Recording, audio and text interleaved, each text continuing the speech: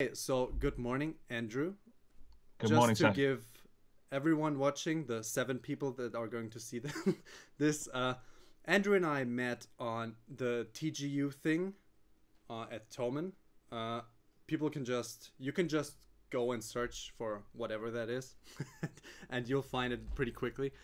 And so we met there, and then we didn't talk a lot, but we got in contact afterwards. And Andrew told me some interesting things through Instagram messages, and then I asked him to do this. So, how are you doing today?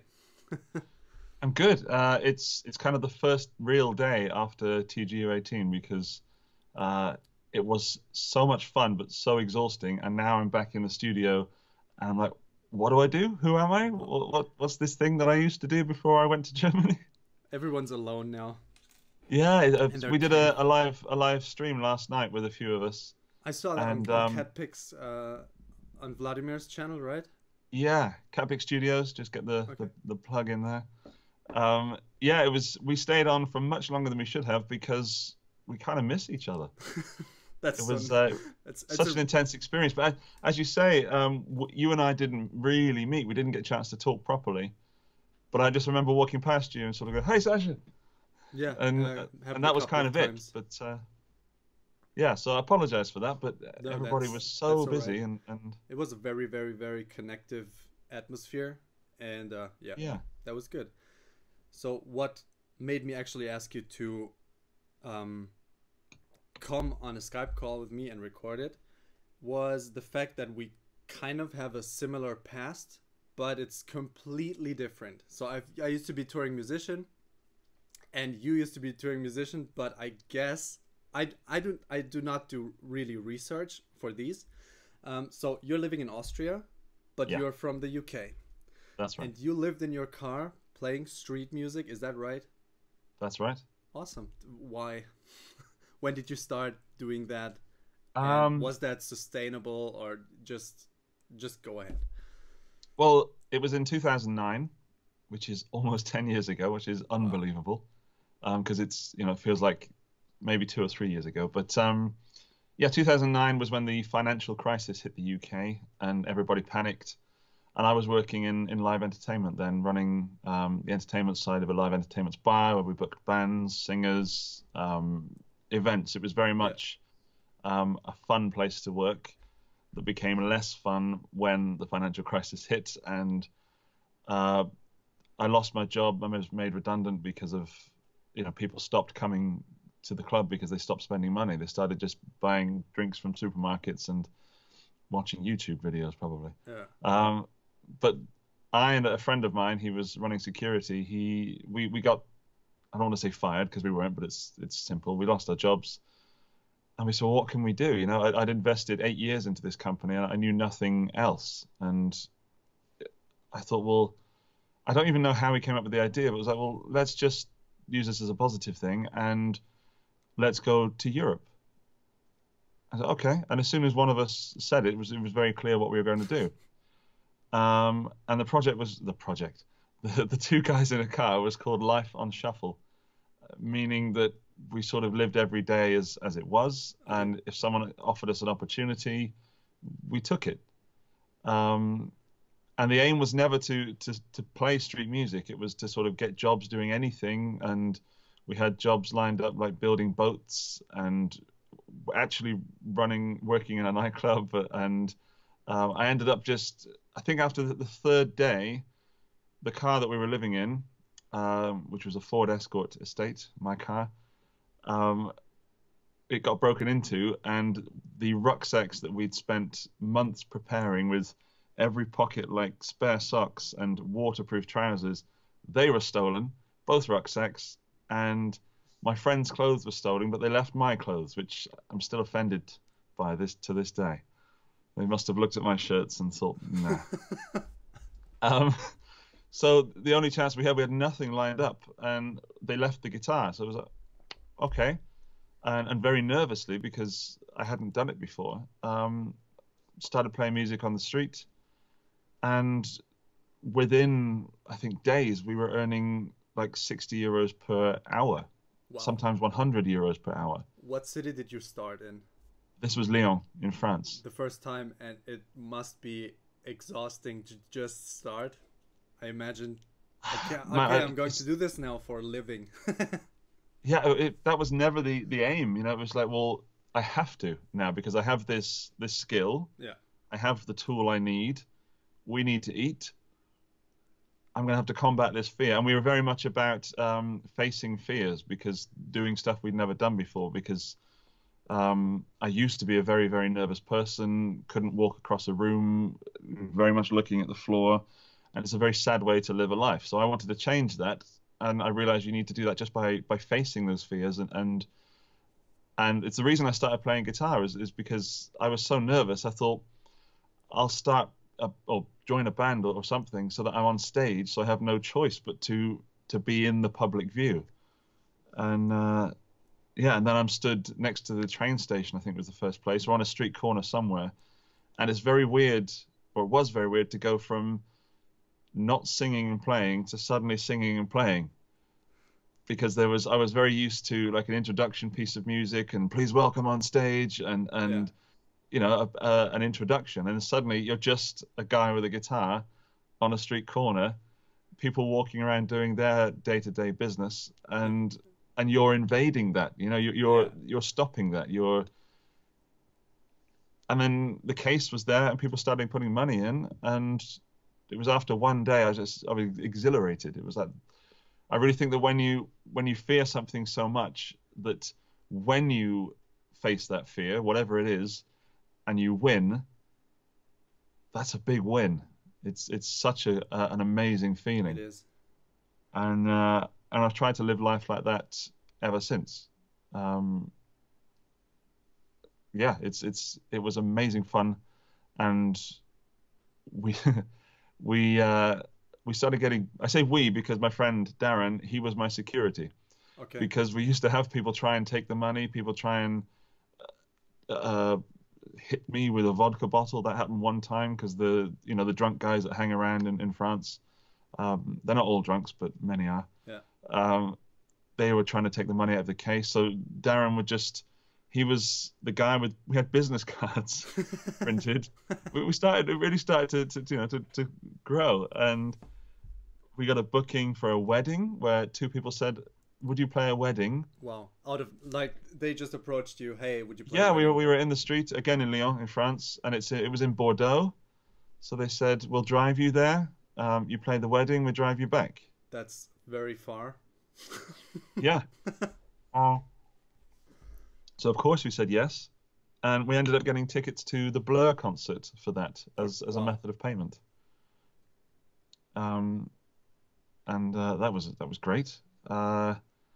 And then we started getting bookings in bars and things like that where people would see us and think, well, they can make money from it, which is how business works. And so we said yes, and then we lived. The car was parked in the 8th district, and it was parked to the fact that it wouldn't actually start anymore. Okay. Because when the guys broke into the car, they tried to steal the car itself and broke the key part. Fuck. And I know nothing about cars, so I was like, oh, it's broken, we'll just live in it. And It's a house. yeah. And we even got trains to other cities and would come back like 4 weeks later. The car's still here. Awesome. Yay! And in this 8th district was this sort of Arab part of the town. Mm-hmm. And there was a bar called Le Terminus, and it had the coldest beer in France. It was just so cold and so good after a day of walking around and playing guitar.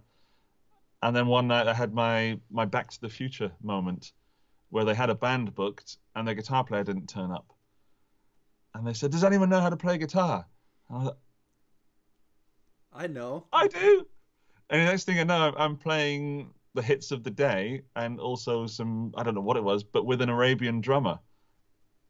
So there was all these cross rhythms and counter rhythms. Awesome. And pop music from 2009 and hits of the Beatles, etc., mixed with these strange rhythms, and it just worked. And we had these people dancing, and then there was a blonde girl in there who was very obviously not Arabian, And she was from Austria. We started chatting, and now I live in Austria with And two she's kids. upstairs now.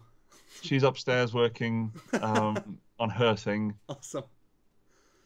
and that was that year. That was the thing that changed everything. And that's Um, 2009 still. yeah, Wow. yeah.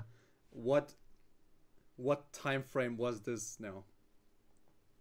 Um, I remember we got to Lyon on the 1st of May, 2009.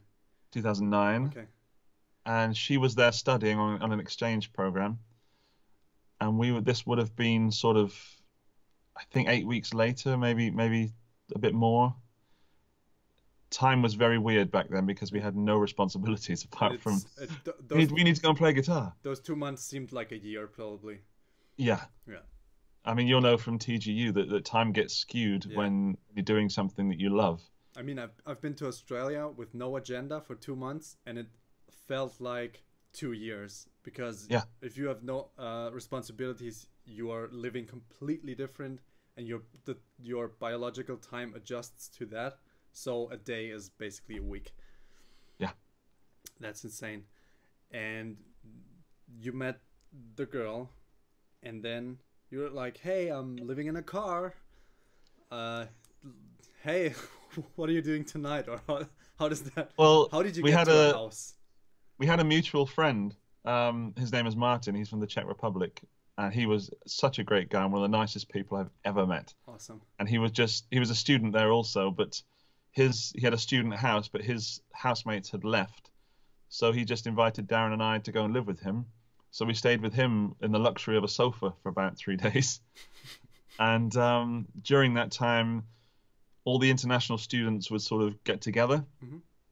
And there's a river in Lyon, or there's two. And one of the river places had steps going down to the river where all the students and people with no agenda would hang out Okay.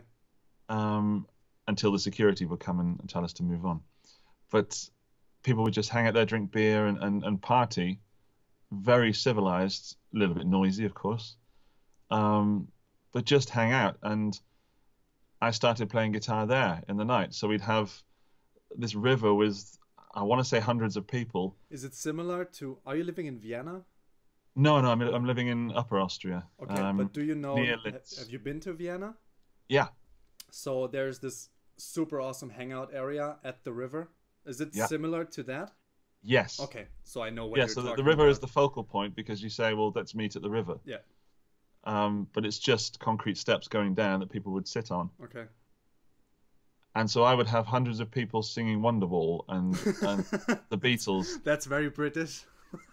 Yeah, I mean it's the obvious choice. Sorry, um, but it was just fun. You just start playing guitar and people would start singing, and then someone else would bring a guitar, and suddenly there was, I don't know, 5 or 10 musicians, or just people that thought they were, and drunk people.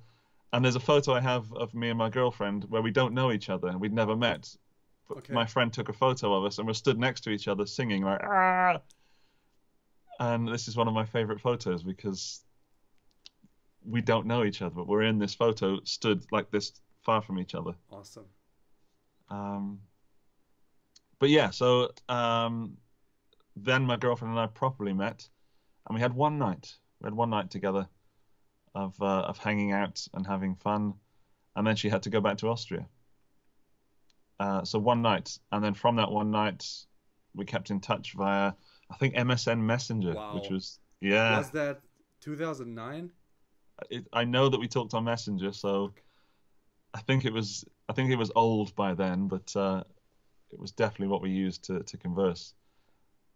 And then I went back to England for a little bit, and she went back to Austria, and we still kept on communicating. Then I visited her, she visited me, and then she lived in England for a little bit. Didn't work out. So then, sadly, while she was living here, her dad died. Wow. So we decided that I would go to Austria and help her do what needs to be done Yeah. when a parent passes away. And I just stayed here, and we've moved house twice, but Are you there? we're here now, and we have two amazing children who are so much work and so much fun, Yeah, Uh, I'm amazed that you're actually sitting here with children and I have permission. My daughter's at kindergarten and my boy is upstairs asleep. okay. So this is why I scheduled this or asked you to do it at this time I love because like as I said, get stuff done in the early days so yeah, you can do other like human stuff in yeah. the afternoon. Well, I've got a pile of stuff that I need. I've got to make a video with this amp in a Okay. moment, and it's all here on my desk for the channel.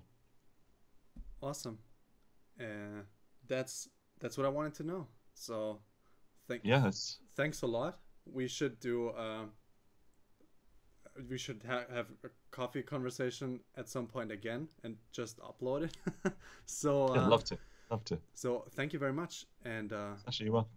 well, this is a fake goodbye because we're doing another video. So, have a